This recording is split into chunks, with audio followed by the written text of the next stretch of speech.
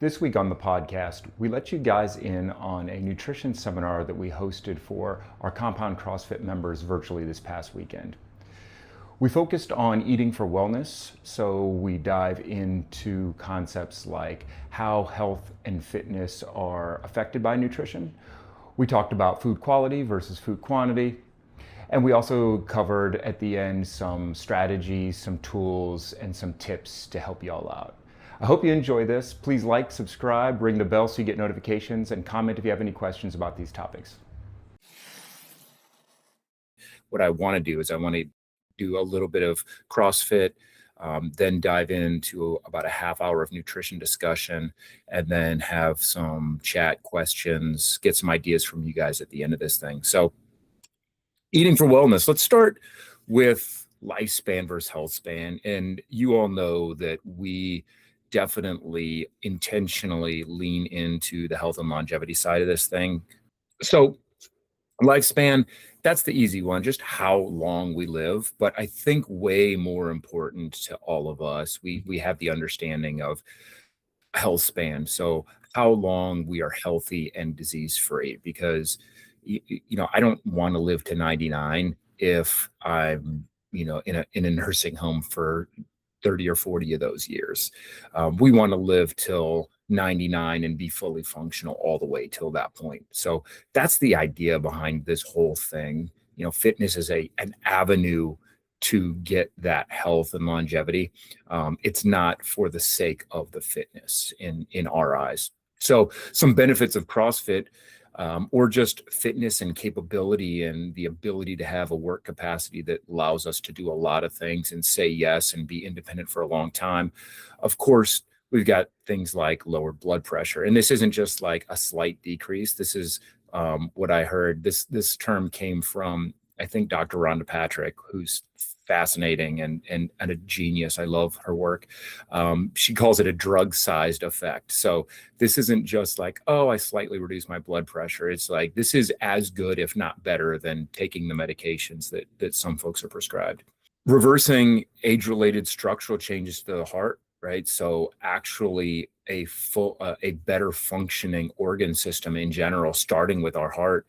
And we know that from a chronic disease perspective, heart issues, we're talking stroke, hypertension, heart disease, those type of things, we're going to get to this with some quick statistics, but potentially detrimental and catastrophic. So, being able to have a strong heart. Brain benefits, and this is one, I'd take note of this. If you want to throw something in the chat, I'd love your input. I would love to dive deep into some of the brain benefits, some of the memory and cognition benefits of specifically high intensity exercise. Just a quick, if I could give it 30 seconds, we work hard. We're breathing hard and sweating hard, and it's that 7 out of 10, 8 out of 10, 9 out of 10. It doesn't necessarily need to be max effort, but the sugar, the glycogen in our muscles gets converted to lactate, and we think sometimes about lactate as a byproduct that's just a waste product in our muscle that burns, right? That lactic burn.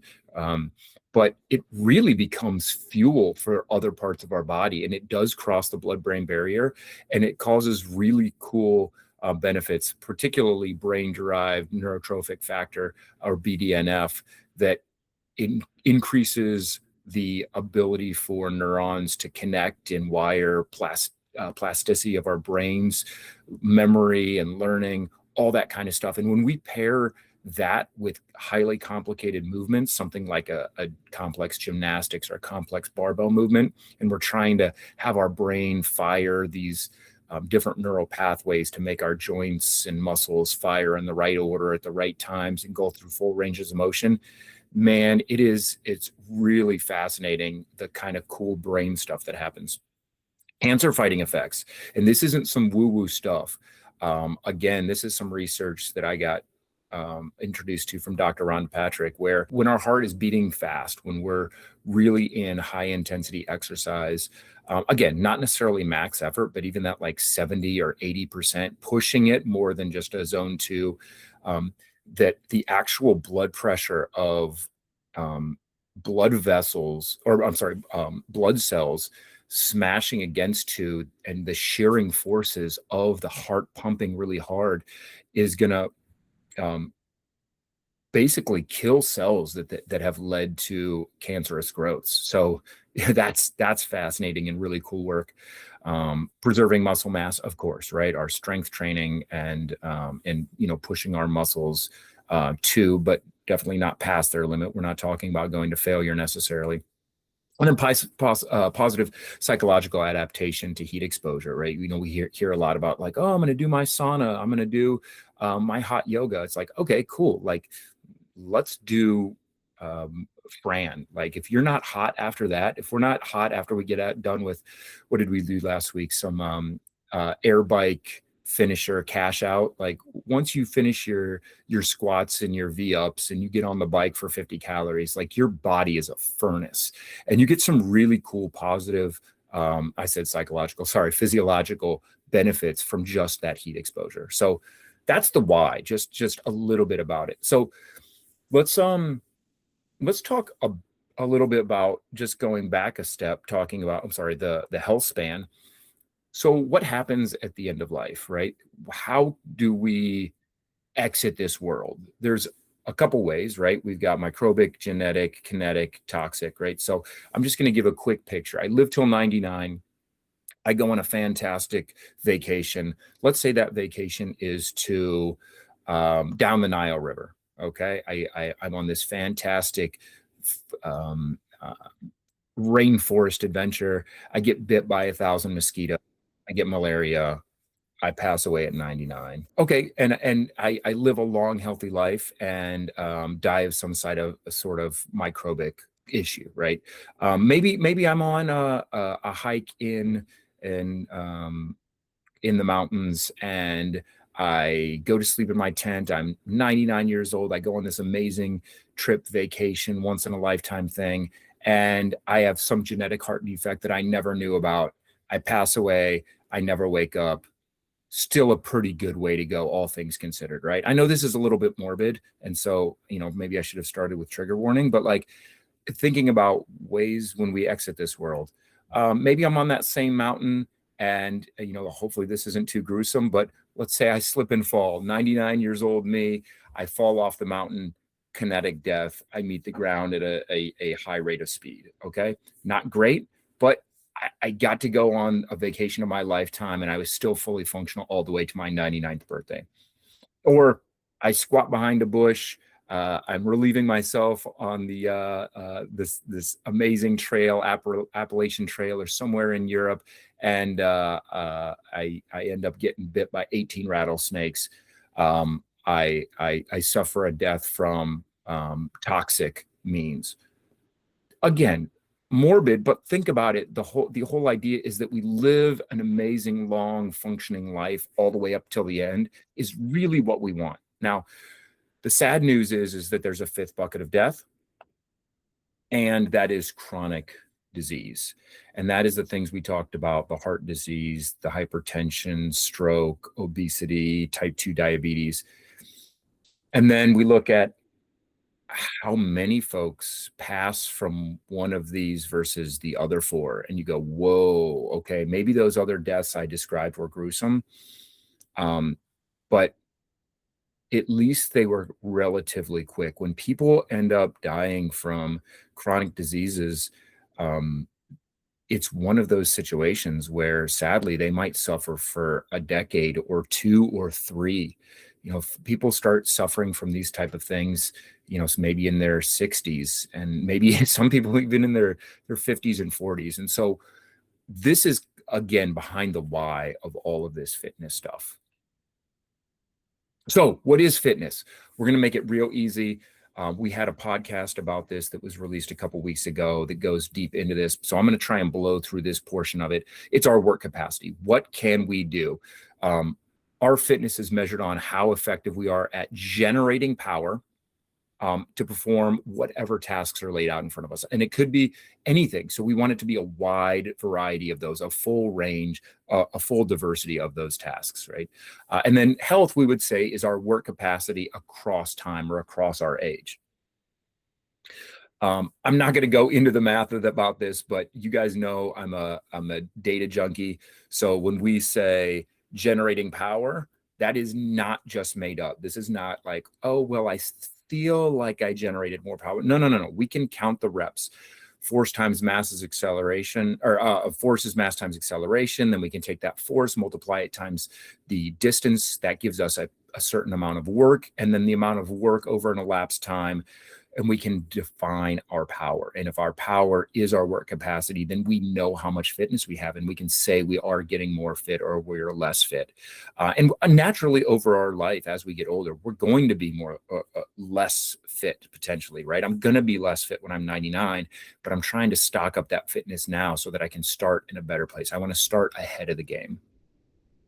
Enough of the math. So what do we do? How do we increase our work capacity? You guys know it, we love it. We're constantly varied. We do lots of different things. Why? Well, if I go back a slide or two, we want to be able to be functioning in a wide range of tasks and a very diverse set of movements. Functional movements. I'm not concerned about working individual muscles and joints. I'm interested in how multiple muscles and joints work together, because that's what moves me about the world and lets me be independent. And then a relatively high intensity. This is going to be different for everybody. If I'm going, and by the way, this is not max intensity. Again, our podcast that we put out a couple of weeks ago did a deep dive into this. If 1 to 3 is low intensity, and 4 to 6 is moderate intensity, then 7 to 10 is high intensity. It doesn't need to be a 10 out of 10 all day, every day, anytime we're in the gym. And so that intensity delivers results. I'm busy. You guys are busy. None of us are full-time training athletes. So we've got to get it in and get out of the gym. We've got an hour. We're taking care of, jobs. We've got family, we've got kids, we've got school, lots of different things are going on. So let's spend our 3 or 4, maybe if we're lucky, 5 hours in the gym, get ourselves super fit for a lifetime. And this is both a physical and a physiological adaptation, right? So it's going to be our muscles, but also our neurology. And we can measure that purely based on our power. And how do we get to intensity? We need to earn this. This is something that we do with those progressions, with the PVC pipe. How are the mechanics? Check, we got that.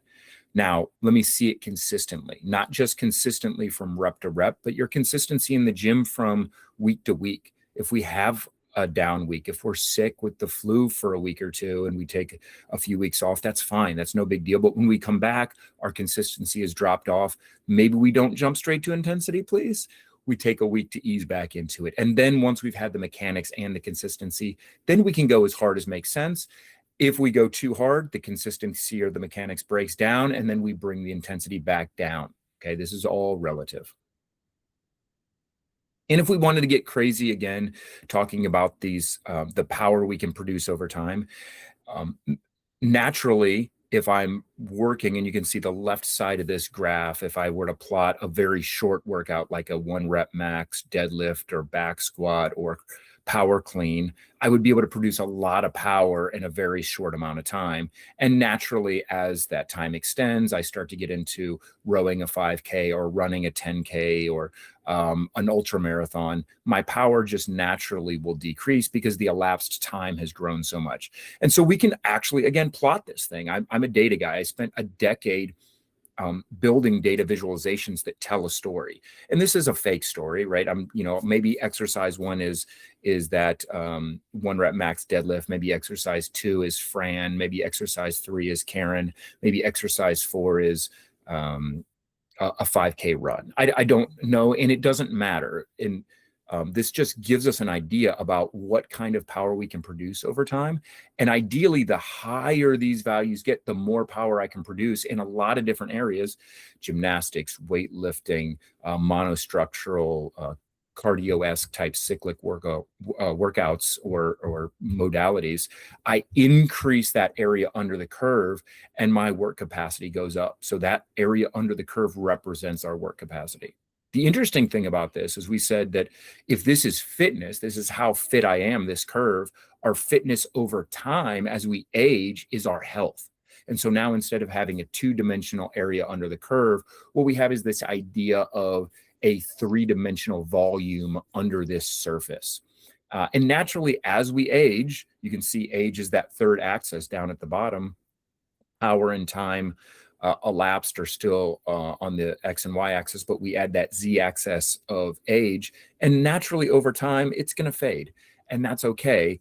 But we want to start as high as possible, just again, so we've got a head start on this life thing. Another big idea on this thing is as we think about sickness and wellness, I think we can think about fitness as almost extra or super wellness, right? So I want to move as close to fit as I can, right? Fitness is the goal, getting as much as I can.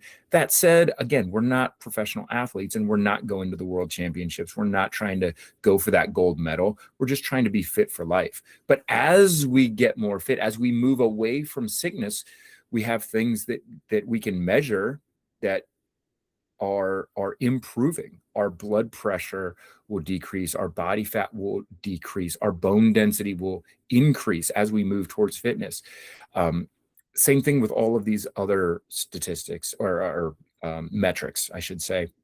And the cool thing about this is if I get to the fit side, I'm moving away from sickness. And if something does happen, if I do get in a car accident or stub my toe on a wall and break my toe, or as I age, if I naturally start to move back towards sickness, what do I have to pass through? I have to pass through wellness. So we don't want to fall to sickness. What we want to do is we want to fall to well, and ideally have the time to get back to fit. You can almost think about this for my financial folks is if I've got a healthy bank account where I've got 6 or 12 months of expenses in my account and I lose my job, I've got time to get back on my feet. I'm not going to lose my house. I'm not going to have my car repossessed.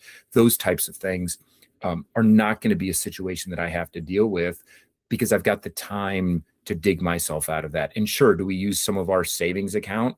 Maybe, but it's way better than being homeless. And so if we're using the savings account of our fitness in order to keep us away from sickness, that is worth it 10 times out of 10, if you ask me. So here's some things before we go crazy into the nutrition affecting our performance. And I don't mean just performance in the gym, but performance in life. Hydration, proper sleep, stress mitigation, and I can be as bad about that one as anybody. And then our nutrition. So we can kind of think about this as a lifestyle thing, but we're just going to focus on nutrition here. And then I want to really make sure that you guys understand that I am not dictating anything, that anything I say as part of this presentation is not a mandate or I'm speaking on high that I know. Honestly, this is going to be very different for everybody. Gut health could make a big difference on this. Your particular genetics, your, different people's bodies genetically based on the background that their ancestors came from might respond to food far differently, right? Somebody that, comes from an Inuit background versus a Polynesian background, it could have very different genetics and their bodies react to food very differently. Or, maybe somebody's just literally allergic to something and it's not a trait that's necessarily passed down. It could just be something that they either get as a byproduct of genetics when their parents conceived you, and that's just the way it is. And then hormones, that's both as we age and environment related too. A quick touch on this, because I know some of you are performance folks, and so I want to show you where nutrition falls compared to sport, because a lot of us go like, hey, cool, I want a better Fran time, or I want to perform better. Sport is at the tippy top of this thing. And by the way, when sport at the top of this is not just you performing well in the gym, but it's performing in like doing cool stuff, like going on amazing adventures and hikes. But it's all going to be built on that base of nutrition. How we fuel ourselves is going to be how we perform. That's going to be on the soccer field, on the softball field, on the basketball court, or, in life when we get a flat tire and need to push the car off the side of the interstate to keep our family safe or whatnot. We don't know what it is. So we've got this nutrition, then metabolic conditioning, or our you can think about this as almost like our cardio-esque piece, then our gymnastics, the ability to move our body through space. And then once we've mastered moving our body weight through space, we can go into weightlifting and throwing, where we add an external force to that. And then we would say that sport is the tippy top. But even if we're focused on sport, if you don't have the foundation of this thing, it can really start to crumble quickly. So what is CrossFit's prescription for nutrition? A couple sentences. The first one is going to speak to quality. The second one speaks to quantity. So we're going to come back to this a little bit. But in general, everybody's different. But if you were to focus on eating meat and vegetables, nuts and seeds, some fruit, little starch, and no sugar. I know, no sugar. That also means things like sugar alternatives. That also means sugar substitutes and artificial sweeteners and things like that. That is the ideal. Okay. Now, that doesn't mean that you can't have cake on your birthday. What this does mean is ideally we don't have cake every day for every meal. Okay. So we want to try to eat whole foods, right? Meats and vegetables, nuts and seeds. And nuts and seeds might also be things like, avocado, or avocado oil, or olive oils and olives and things like that. We're obviously going to want to stay away from seed oils. Those can potentially have some hazardous risks. They're still studying it and trying to figure it out. Just, be careful with overconsumption of really anything. Some fruit, right? Don't freak out. You're like, I saw, but it says no sugar. Bananas have sugar in them. Yes. But when we say sugar, we're talking about added sugars here. And we should be able to look at a label and say, okay, there are some carbs, but there's also a lot of fiber in this thing. How much sugar is it? Oh, it's 1 gram of sugar. That doesn't mean you can't eat it necessarily. Little starch, that doesn't mean we should go pure paleo and never touch a potato or never eat a cup of rice. It just means like that shouldn't be the first thing. We should prioritize the meat and vegetables, the nuts and seeds, then some fruit, then a little starch, and ideally no sugar. Okay. I can tell you, I don't live a lifestyle where I eat no sugar, by the way. This is not me preaching. This is the CrossFit, capital C, capital F prescription. And then the second part of this, it goes a little bit more into the quantity versus the quality. So we're talking about keeping intakes to levels that support exercise, but not body fat. And exercise, they're kind of specifying our workouts, but this is also life as well. It doesn't mean that, if I'm not working out today, I shouldn't eat. That it's not that, right? I mean, we do lots of things in our life. We're going to talk about basal metabolic rate in a little bit here, but the thing is number one, meat and vegetables, nuts and seeds, some fruit, little starch, no sugar, quality, whole natural foods, ideally not packaged, ideally not processed, is the gold standard. That's going to get us the best results we could possibly get. And just a quick mention here, like, how do I do this? Where do I do this? Shortcut: perimeter of the grocery store. I'm sure you guys have heard of it. When I go into the grocery store, I've got things like, not that we want to do a bunch of processed meats, but I might have the deli, and then I've got all of the produce, and then I can go past the meats and grab some chicken and some turkey and some pork and some beef, and then I go around and maybe I grab some eggs. And if somebody's thinking, wait, dairy's not mentioned on here, if dairy works for you, great. Some folks it does, some folks it doesn't. Some cheeses, maybe not. Maybe a cottage cheese is better. Cool. Can we do yogurt? Yeah, maybe, but we got to be careful with what's in it. Is it got a bunch of added sugar to it? Is it a high protein like a Greek yogurt? And we'll talk about this a little bit more when we get into some potential replacements for ingredients.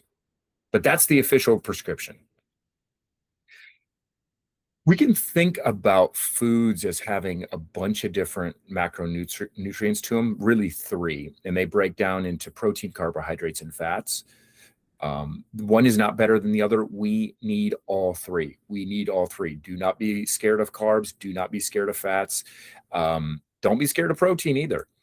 So protein in general is for building and repairing tissue. It's going to support growth of muscle and recovery as well. So, you've probably heard me again and again as you're heading out the door. Coming back tomorrow, awesome, great job today. Go get some protein. That's going to be your go-to for recovering for the next day or for whatever comes up. Carbohydrates, a great source of energy, very immediate energy, particularly when we're doing high intensity stuff, right? So we don't want to do, um, it's up to you. If you like a low carb diet and your body performs well on that, and you can perform at life in general in ketosis with a super, super low carbohydrate or almost zero carbohydrate diet, fantastic, fine. I've played with that. It wasn't for me necessarily, but I think that we've proven pretty significantly that carbohydrates are going to be a great way to restore our energy stores to do it again the next day. And the fantastic thing is that when we break down our muscle, when we utilize our muscles, particularly those full body multi-joint functional movements, legs, hamstrings, shoulders, pecs, like those large muscle groups. I'm not talking about isolating forearms and doing calf raises and things like that, but like big work. When we do that, we empty our muscles of glycogen, of the sugar. It turns that into the lactate that we talked about earlier, and that needs to be replenished. And the good news is when you eat carbohydrates, it will first and foremost prioritize filling those muscle stores again. So eating carbs is great. Fats, do not be afraid of fats. Fats are fantastic. They're great long-term energy reserves. They insulate our organs. We've got different types of fat around our midsection than we do inside of our body and between our organs, play a huge role in hormone production, particularly some saturated fats for men as a precursor to testosterone, and they help absorb vitamins. If you put a little bit of avocado oil or coconut oil in a spinach smoothie, you will absolutely absorb more nutrients from that spinach than if you do the low fat version. So go ahead and put some full fat cottage cheese or full fat Greek yogurt in that smoothie, because you're just going to get more out of it. And I talked about there's saturated fats, unsaturated fats. I'm not going to go into crazy detail on that, but be aware trans fats are bad for us. Other countries have already defined them as poisons, and it's pretty crazy that our FDA has not yet forced us to move away from using preservatives like trans fats. That kind of stuff has been proven to destroy our bodies. So be real careful when you see anything trans fat related. And luckily, a lot of foods have gone away from this. So keep a lookout for that on labels. How much? I don't know yet, right? We're going to talk about your BMR, which is basically what the base calories you need to survive are. And if we start to look at grams of protein, grams of carbohydrate, and grams of fat, and how many calories that gives us, carbohydrates and protein are 4 calories per gram, and fats are 9 calories per gram of fat. So you can see we talked about those very dense long-term storage of fat, and that's why we do store fat, because it's a great way for us, when we were, whatever, let's just say cavemen, just to make it weird, and we carried a little extra fat on us. Like, that was good. That was stuff we needed to survive. We don't necessarily want to be, our bodies don't function well when we get down to crazy low body fat percentages. For guys, once you start to get below 6 or 5, you get down to like 3% body fat, really bad for hormones and stuff. And ladies, once we start to get down below like a 10 to 12% body fat, things get pretty wacky with our bodies. So that fat storage is actually good for us in the long term, a little bit of it. Okay. And this is a little bit more about the fat that we eat, but this is why we do naturally, we were evolved to store some fat on our bodies, is because it's very dense calorically. And it's we have to be aware that it's dense calorically when we eat it as well. Nothing to be scared of. We just need to be cautious and know the calculations. If we know the numbers don't lie, right? I'm a data guy. So our BMR, or our basal metabolic rate, allows us to function, right? This is how many calories we need. And so if we just slept and then sat around all day on the couch, what would our bodies need to consume in order to just maintain ourselves is our basal metabolic rate. Do I have a link to this? Yeah, I do. Here you go. Calculator.net/BMR-calculator.html. And you can put in your age, gender, height, and weight, and it will give you an idea about your BMR. So you can see this example of 25-year-old male, 5'10", weighing 160 pounds. The basal metabolic rate is 1,717 calories per day just to maintain. And so we don't want to just maintain and exist. We've got to get up and get the kids going and get to work and get our workout in, and not just sit on the couch and veg, but like work hard with our brains. Our brains take an enormous amount of energy. And so you can see that there's a chart below that.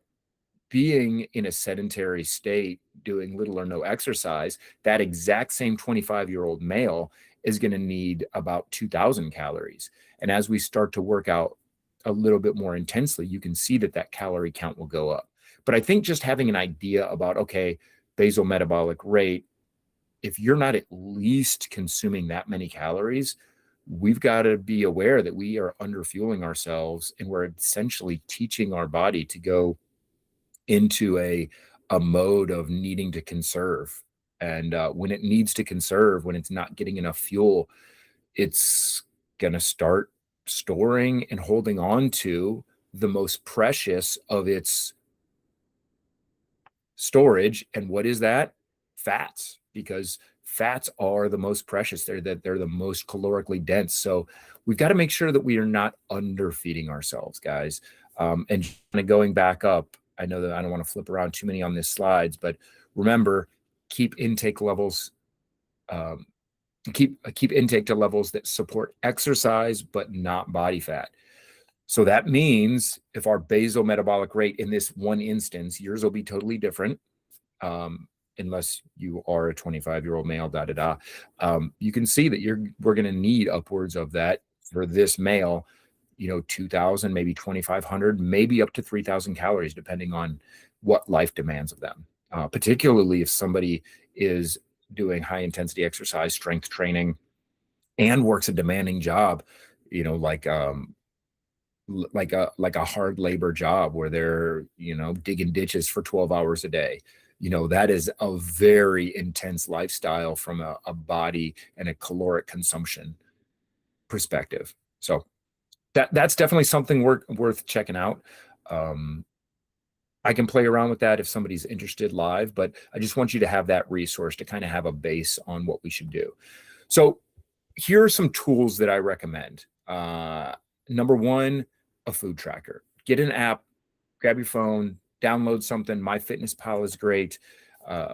There's My Net Diary that I found that had some really cool free features.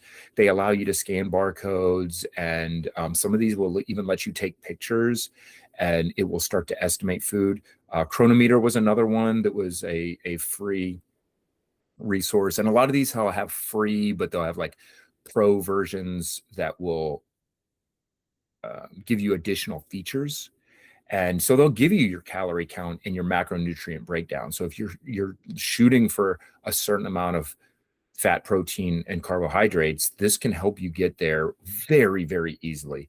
And some of these can be pricey, $10 or $20 a month, but some of them, the free features will let you track and do stuff for very cheap, or for very cheap add-ons. Maybe it's like $20 for a lifetime of using some of these apps. And that's a great tool. If you're a paper and pencil type, then you can write it down. You can do all the math on paper. My mother's a registered dietitian, and she'll do it in a logbook. And that's just the way she's always done it. And she's also literally a professional um, quite literally studied and got her master's degree in nutrition, and lived in that world for decades before retiring. So, it's a little bit easier for her maybe, but find some of these digital tools. They'll help you a ton.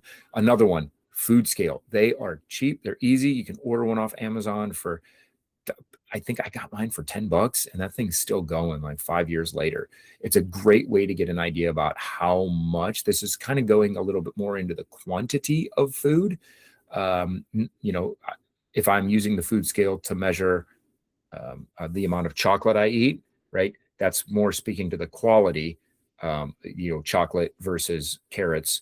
But the Food Scale is going to help us a lot with the quantity, how much I'm eating, because we might find like, oh, hey, I'm eating something that's relatively healthy, almonds. But if I find out, holy smokes, I'm eating 500 grams of almonds, now that might be a really excessive amount of fat. And, by the way, I guess, speaking to protein, carbs, and fat, I probably should have done a little bit deeper dive into when we start talking about protein.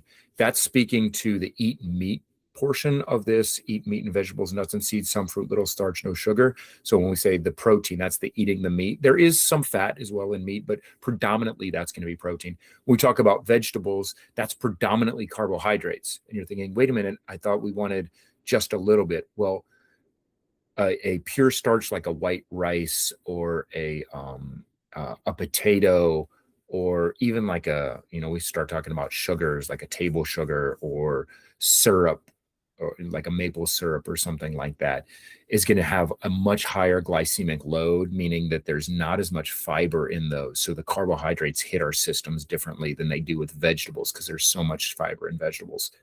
When we talk about nuts and seeds, that's predominantly fat. Some fruit, that's speaking more to the carbohydrates. But again, they tend to have, if you're eating an apple versus, a teaspoon of maple syrup or a tablespoon of maple syrup, you're getting a lot more fiber if you're eating an apple with skin on and things like that. And then some little starch, and then the sugar, that is going to be carbs as well. So I probably should have tied those together into the macronutrients. But a Food Scale is going to tell us how much protein we're actually getting. How big is this chicken breast, right? How much protein is it actually? I love to do stuff in grams, but you can really measure it in a lot of different ways. And then measuring cups and measuring spoons, right? Because we go, you can estimate this thing. And I've got a little estimator over here about how much a serving size of protein is, about the size of your palm. How much a serving of vegetable is, the size of your fist. Carbs, right, the cup of your hand. And then fats, about the size of your thumb. But we start estimating like that, we could be off by, maybe 10%.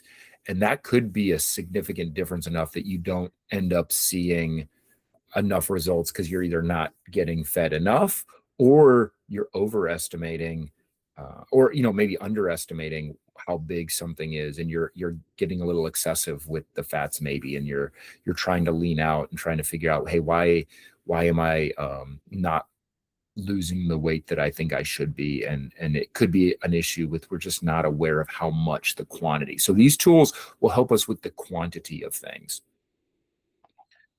So here we go. I'm going to blow through a couple strategies that I love, and then a couple tips, and then we're going to wrap up, and I want to hear from you guys on some ideas you have. So number one, I think the first and most important thing is to think about your nutrition from sustainability first. Think to yourself, could I eat this way for a year? And if you're thinking to yourself, there's no way, like if you picked some super restrictive diet, and don't get me wrong, I know people that have gotten great benefits from Whole30, but the whole idea of the diet is, hey, let's do this thing for 30 days and then start introducing things back in, which is a great idea, doing a restrictive diet, seeing how we feel, and then slowly introducing things back.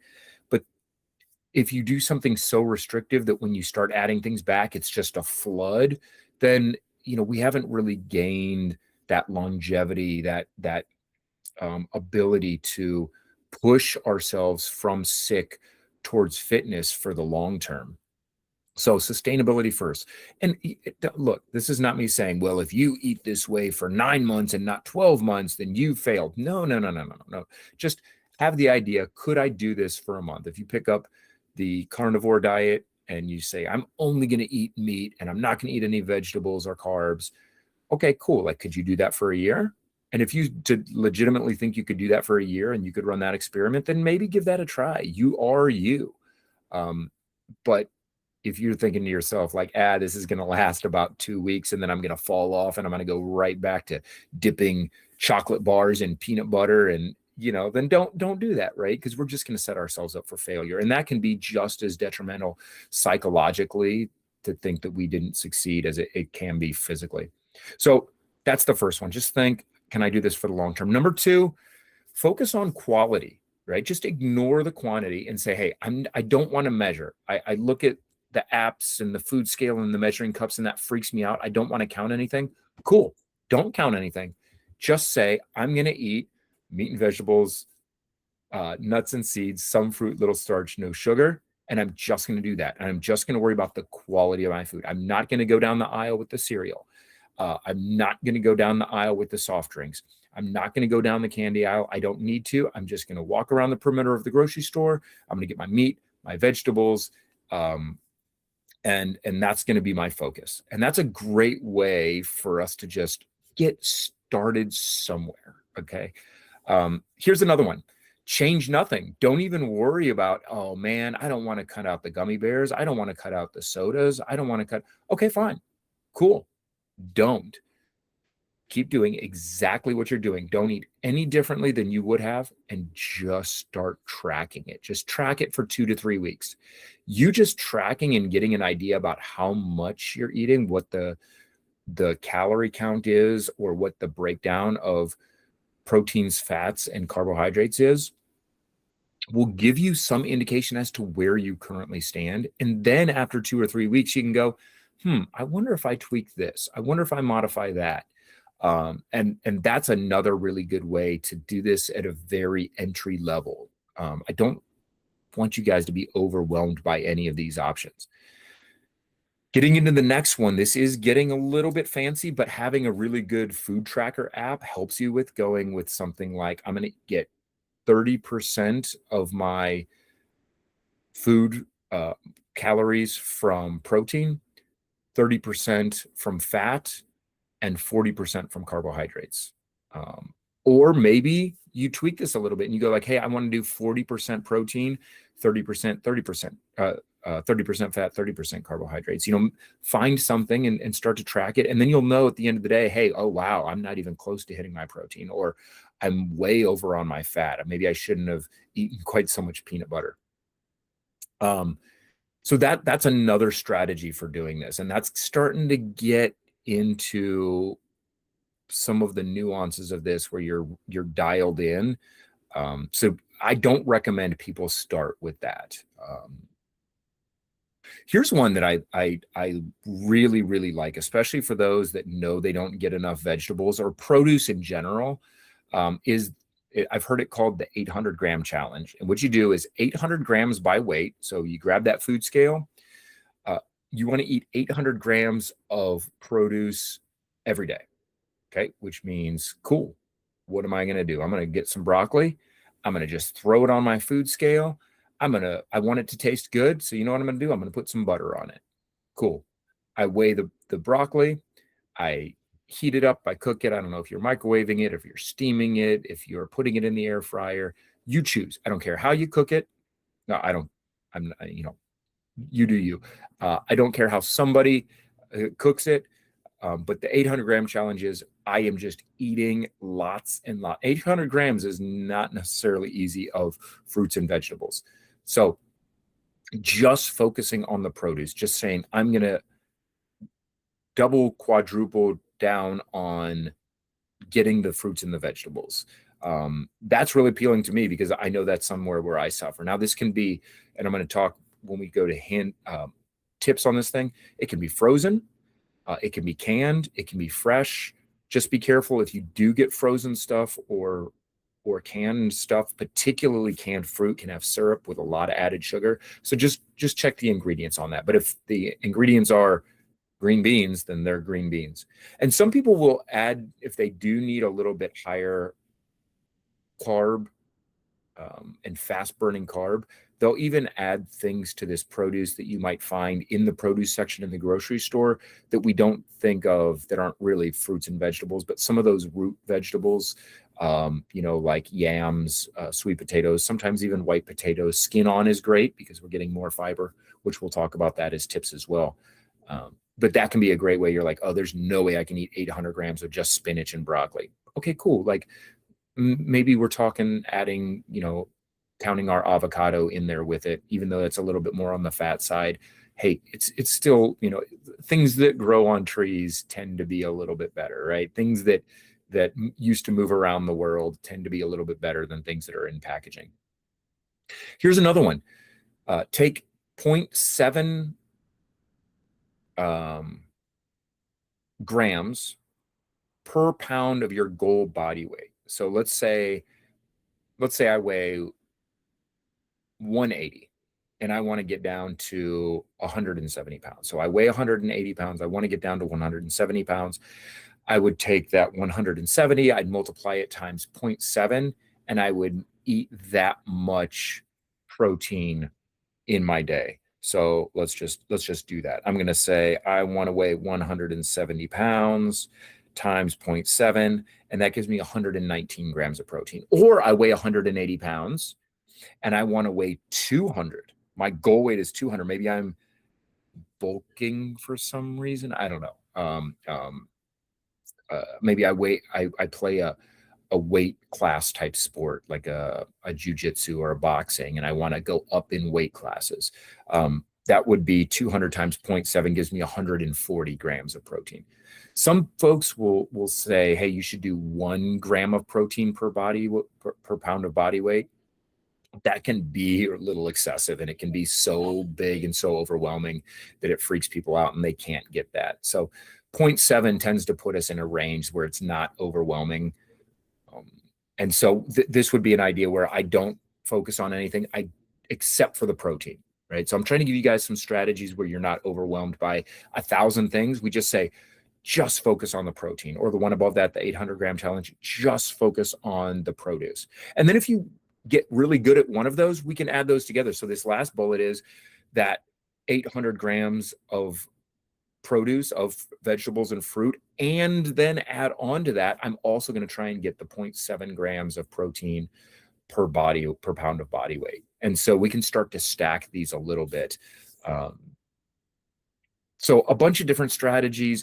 There's not one. There might even be one right one for you based on your season. So finally, I'm going to go through some tips. We already talked about these. I'm going to blow through these just to give you guys some ideas. Frozen veggies and frozen fruit can be fantastic. Get the frozen berries. You know what I love about this? And again, check the ingredients to make sure there's not added sugar and a bunch of weird artificial stuff in there. But if it's just frozen broccoli, it is absolutely as good as fresh, if not better, because they flash freeze it at the optimal place nutritionally. And man, for me, what tends to happen is I get the fresh stuff. I've got fresh green beans in there right now staring me in the face that are like about to go bad because I bought them like 3 or 4 days ago, and I'm like, oh, I got to get them cooked. And so hopefully I'll throw those in the air fryer here in about 5 minutes when we get done with this call. But it allows you to not waste money on food because the frozen stuff, or sometimes canned as well, tends to last a lot longer. Add yummy seasonings, add spices. Those, unless there's something weird in it, like a bunch of sugar, they are not going to be calorically dense enough to throw off your macros even a little bit. Eat delicious food. You can make healthy food delicious. You don't have to eat just plain broccoli and unseasoned chicken breast. That is a recipe for disaster, unless you're just a robot, which very few of us are. Let's keep ourselves fresh by doing different seasonings and spices. So stock that spice cabinet. Be careful from a budget standpoint. They can be pricey, but just start with some good ones that are all around good for you, or delicious to you. Protein first thing in the morning is something I started because I wasn't getting enough protein. And so instead of the intermittent fasting, the first thing I do in the morning is get some protein. Maybe it's eggs and some turkey bacon. Maybe it's a protein shake. I don't love to jump straight to supplements like protein shakes, but if your body handles it well, and my body does, my gut doesn't get bothered at all by whey protein. So I try and get that in very first thing in the morning. Also, if I take that with water, I get my hydration started immediately as soon as I wake up. So that can be a tip, especially if you're shooting for the protein stuff, is get that protein very first thing in the morning. Meal prep for the week. I did some today. I cooked a couple pounds of meat and made some lunches for myself and the family and have some dinners ready to go. I made some healthy buffalo chicken dip. That way, when I get done with a late class or the kids have got softball and baseball, I can just throw it in the air fryer and we've got a healthy meal ready for us. Make larger dinners. So make a big dinner. You're already cooking.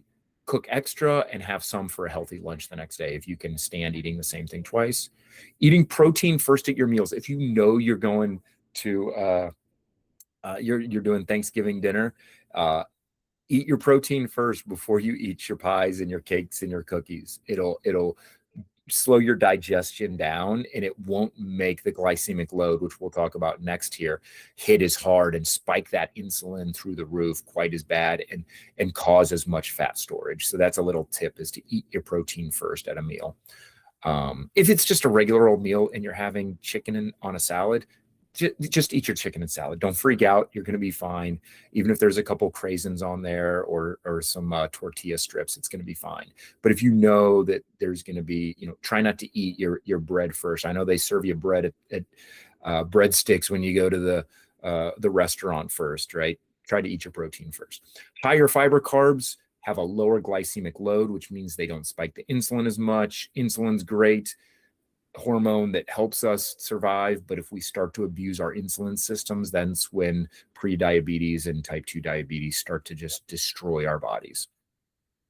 And then substitute higher protein ingredients. So if it calls for maybe